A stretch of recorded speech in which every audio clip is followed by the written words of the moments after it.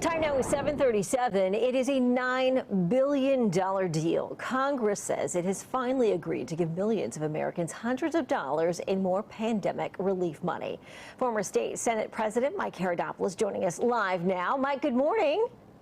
Good morning. So let me get your reaction to this. It's smaller than the April stimulus package. Will it have as much of an effect on families and helping to reboot the economy this time around?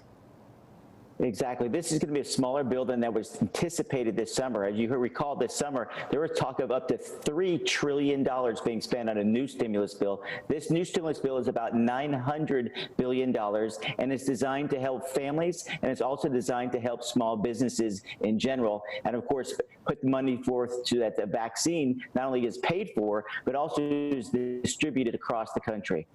Adults are expected to get about $600 if they make less than $75,000 per year. Small businesses will also get help. It's the single checks, the stimulus checks are about half what they were earlier, but the small businesses are hoping to get a little extra boost. That's correct. The small businesses will be helped. Those businesses that can show a 30% reduction or more because of the coronavirus will get additional what they call PPP funding.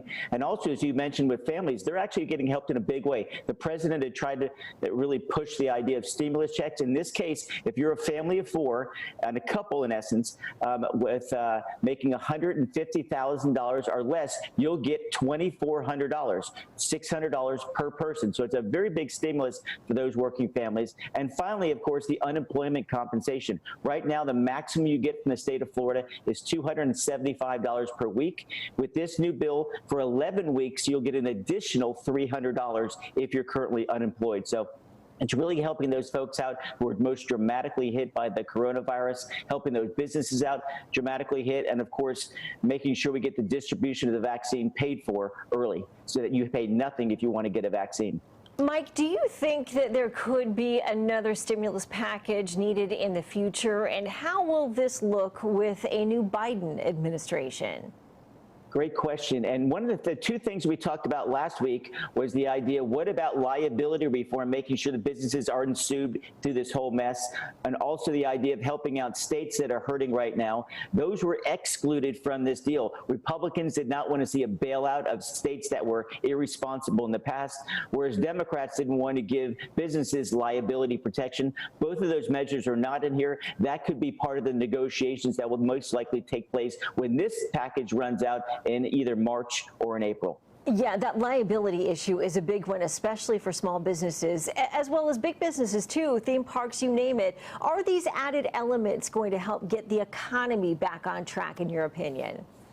Well, at this point, I think the economy is doing pretty well. I think what a lot of people are working about, they're worried about the idea where it's starting to slow down. And with the upsurge in the number of cases, the concern was high.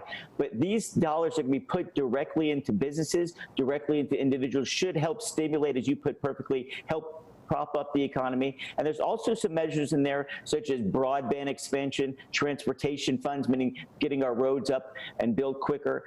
Even money for the wall is in there. Donald Trump got about $1.4 billion additional funding for the wall. So a lot of stimulus that should help the economy, just as you asked. And so many people seeing the vaccine as a possible beginning to the end of what has been a very challenging and difficult year in modern times. Mike, so good to see you. You're going to join us in the next hour. We're about 2 weeks away from the big Georgia Senate runoff, and we're going to talk to you about that coming up next. Mike, thank you.